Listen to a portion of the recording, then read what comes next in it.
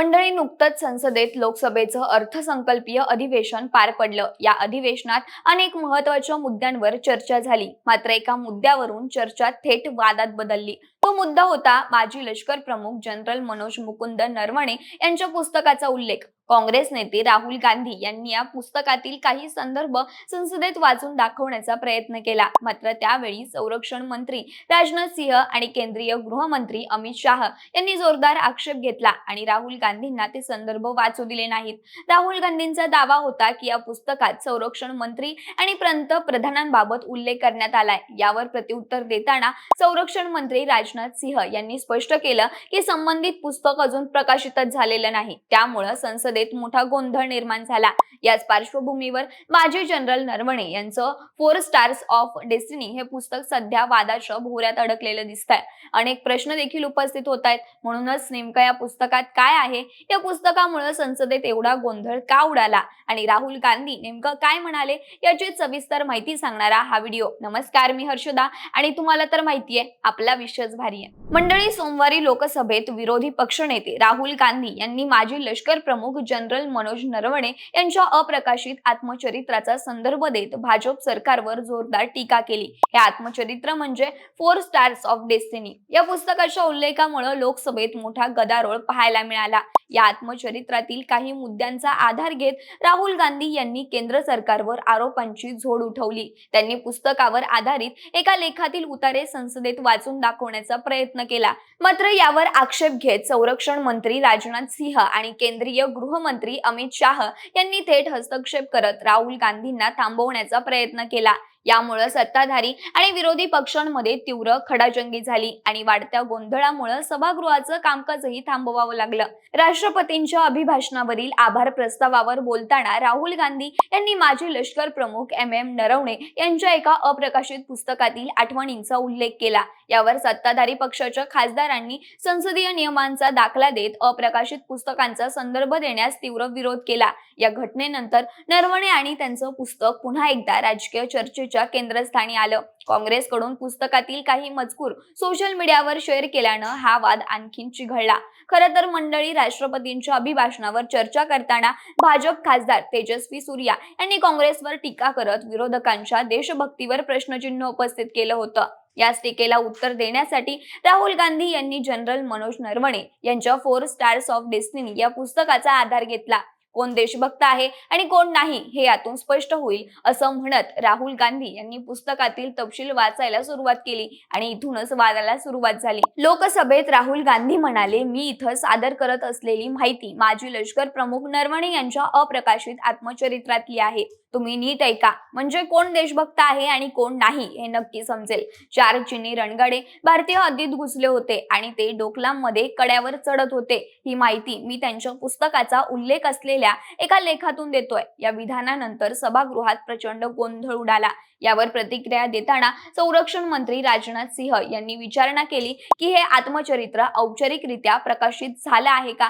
जर ते प्रकाशित झालं असेल तर त्याची माहिती द्या आणि जर ते प्रकाशित झालेलं नसेल तर त्याचा संदर्भ देणं योग्य नाही। लोकसभा अध्यक्ष ओम बिर्ला यांनीही हस्तक्षेप करत सांगितलं की सभागृहाची प्रतिष्ठा राखण्यासाठी इथं मांडली जाणारी माहिती सत्य आणि अधिकृत असली पाहिजे। पुस्तक प्रकाशित झालेलं नसेल तर ते अधिकृत कसं मानायचं? सभागृहाच्या मर्यादा ओलांडू नका असंही त्यांनी स्पष्ट केलं। यानंतर केंद्रीय गृहमंत्री अमित शाह यांनी आक्षेप घेत सांगितलं की राहुल गांधी यांनी केवळ इतकंच सांगावं की ते एखादं मासिक वाचत आहेत, कारण हे जनरल नरवणे यांचं पुस्तक नाही आणि मासिकात काहीही लिहिलेलं जाऊ शकतं। जे पुस्तक अद्याप प्रकाशितच झालेलं नाही आणि ज्यातील मजकूर अधिकृतरित्या सार्वजनिक झालेला नाही, अशा अप्रकाशित साहित्याचा संदर्भ संसदेच्या कामकाजात देता येत नाही। संसदीय नियमांनुसार अशा माहितीवर चर्चा करणं चुकीचं असल्याचं अमित शाह यांनी स्पष्ट केलं।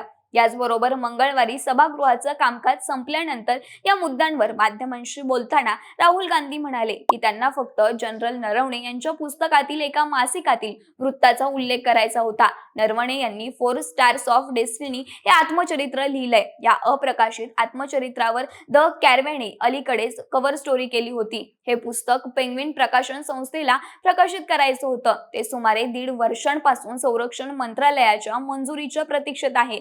हे पुस्तक प्रकाशित करायला परवानगी नाही। यामध्ये लष्कर प्रमुखांनी आपला दृष्टिकोन मांडलाय। सरकार लष्कर प्रमुखांच्या दृष्टिकोनाला का घाबरतं असा सवालही यावेळी राहुल गांधी यांनी केलाय।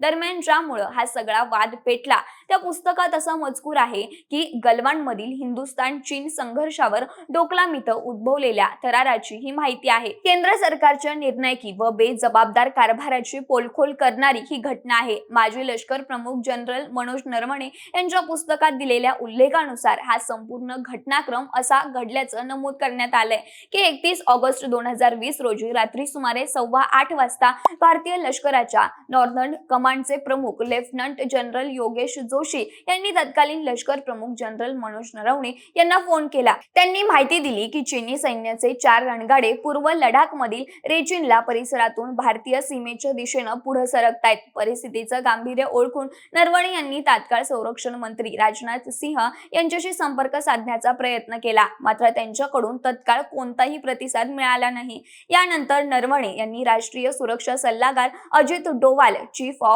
डिफेन्स स्टाफ बिपिन रावत आणि परराष्ट्र मंत्री एस जयशंकर यांच्याशी संपर्क साधला। त्यांनी लष्करासाठी नेमके आदेश काय आहेत, आम्ही नेमकी कोणती कारवाई करावी अशी विचारणा करत परिस्थिती वेगानं गंभीर होत असल्याचं स्पष्ट केलं।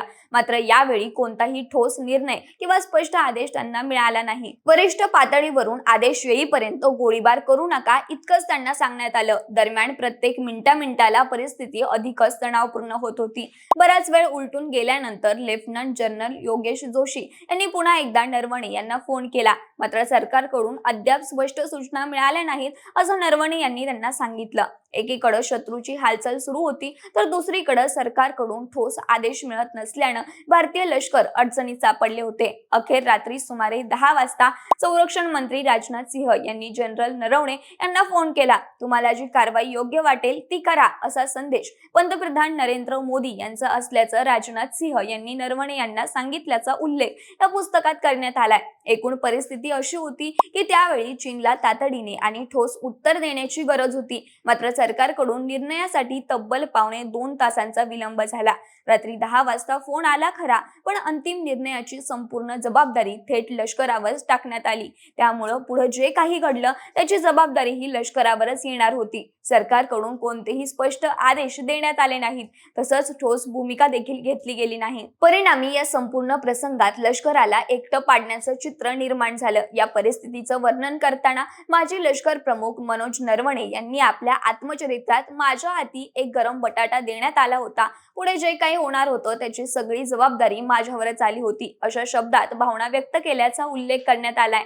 हे वर्णन 4 स्टार्स ऑफ डेस्टिनी या आत्मचरित्रात असल्याचं सांगितलं जात आहे। आणि याच मजकुराचा संदर्भ देत विरोधी पक्षनेते राहुल गांधी यांनी लोकसभेत हे उतारे वाचून दाखवण्याचा प्रयत्न केला होता, मात्र हे पुस्तक अद्याप अप्रकाशित असल्यानं आणि त्यातील काही उल्लेख सत्ताधाऱ्यांसाठी अडचणीचे ठरू शकतात या कारणामुळे सभागृहात मोठा गोंधळ उडाला आणि हा मुद्दा तीव्र वादाचा विषय ठरला। मंडळी, राहुल गांधी यांनी लोकसभेत माजी लष्कर प्रमुखांच्या पुस्तकातील काही उल्लेखांचा आधार घेत पंतप्रधान नरेंद्र मोदी आणि संरक्षण मंत्री राजनाथ सिंह यांच्यावर टीका करण्याचा प्रयत्न केला, मात्र त्यांनी ज्या पुस्तकाचा संदर्भ दिला ते पुस्तक अद्याप प्रकाशित झालेलं नसल्याचं समोर आलं। संसदीय नियमानुसार कोणतीही अप्रकाशित माहिती किंवा ठोस पुराव्यांशिवाय केलेली विधानं सभागृहात मांडणं नियमबाह्य मानलं जातं। संसदेच्या नियमावलीनुसार प्रत्येक सदस्याला सभागृहात पुस्तक, वृत्तपत्र किंवा नियमावलिकांचा संदर्भ देण्याचं स्वातंत्र्य आहे, पण त्यासाठी काही अटींचं पालन करणं आवश्यक असतं। लोकसभेचा नियम क्रमांक 349 स्पष्ट सांगतो की जी माहिती थेट सभागृहाच्या कामकाजाशी संबंधित नाही ती संदर्भ म्हणून वापरता येत नाही।